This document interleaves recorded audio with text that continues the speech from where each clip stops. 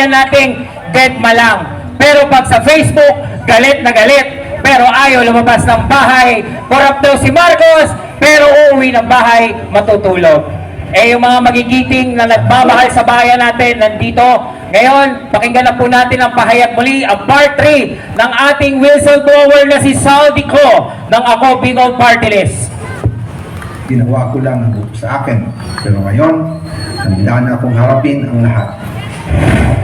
Ginagamit ng administrasyon ang buong resources ng bansa para tumahimik ako. That he will shoot me if I will talk. Gagamitin ako bilang panakipbutas sa kanilang kampanya laban sa korupsyon.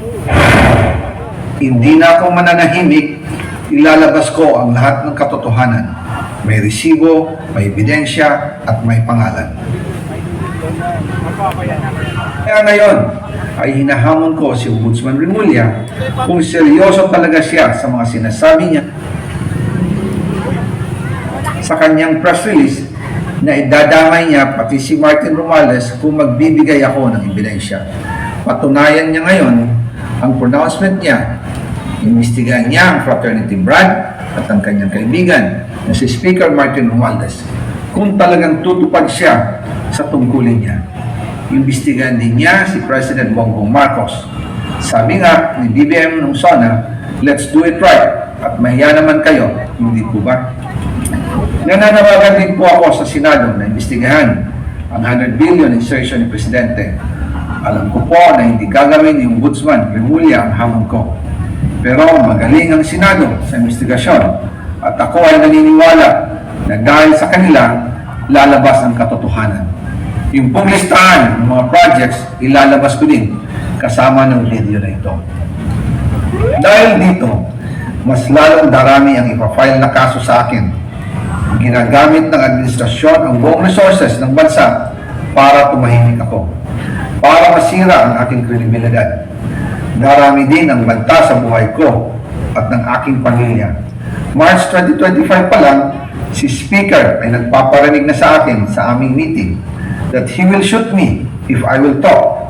At pagkatapos niyang sabihin sa akin in a phone call na, don't come home, we will take care of you, tumawag ulit si Speaker Martin at sinabihan niya ako na pag umuwi ako will be dangerous.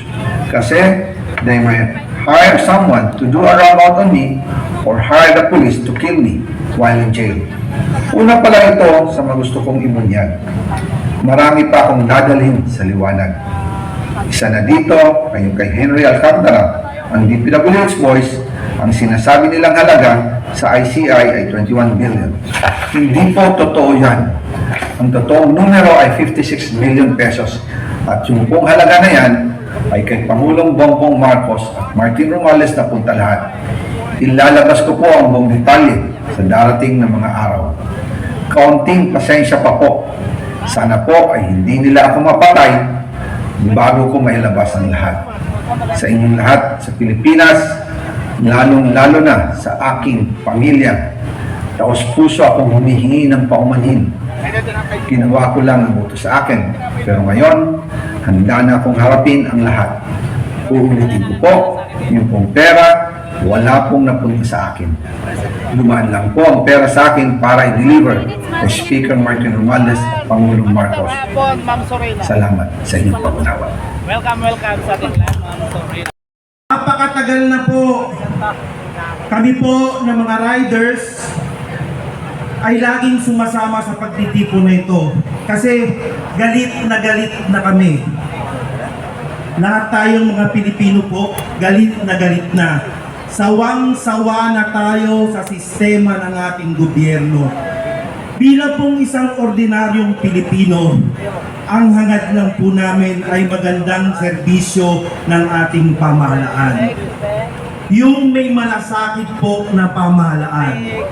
Sa aming pong bayan, sa bayan ng Pagsanghan, Laguna, yung aming congressman po doon ay pagawa ng river control. Alam niyo po ang Pagsangan Falls. Pero meron po kaming isang barangay doon na wala pang tulay. Hindi po umaabot ang kaunlaran doon sa barangay na yon. Sabi ko, bakit wala pa po yung issue ng flood control. Bakit hindi inuuna yung mas kailangan ng tao? Bakit ang inuuna yung flood control? Yung pala, mas malaki po ang kita nila doon. Nakakalungkot na po kasi nangyayari sa ating bansa. Mga ordinaryong tao na nangangailangan ng magandang serbisyo.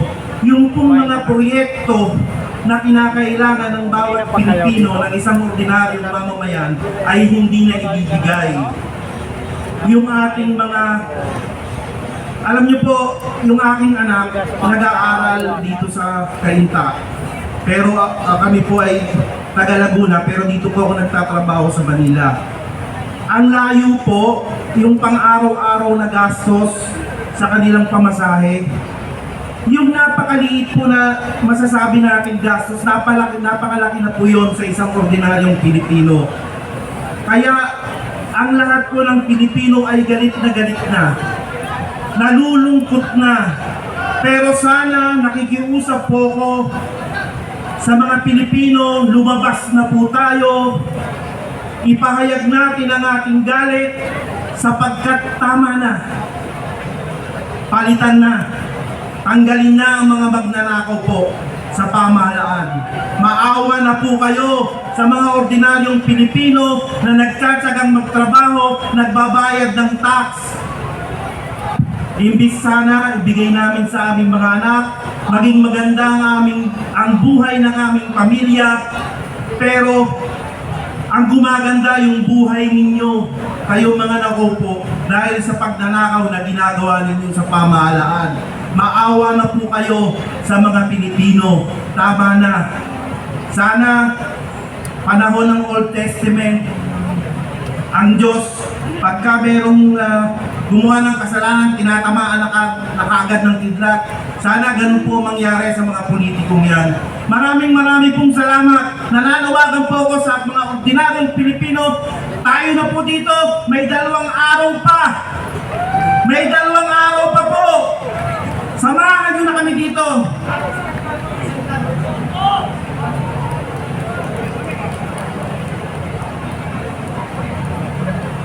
Bilang isang riders po, 2 gulong lang po ang pagbumotor.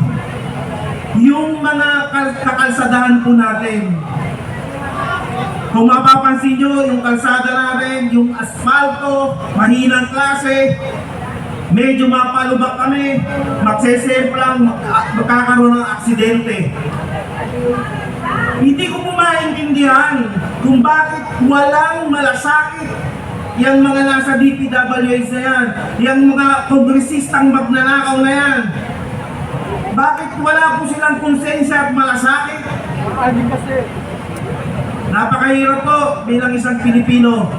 Alam niyo po, kami mga taga-probinsya, pumupunta ng Maynila para maghanap ng trabaho at dito makakita ng magandang oportunidad. Napakaganda sana po nung bahay. Pero kami mga taga-probinsya po, ayaw po namin dito na tumanda sa Maynila. Dito lang po kami naghahanap buhay. Pero nangangarap na magkaroon ng sariling bahay sa aming kinalakihan na lugar.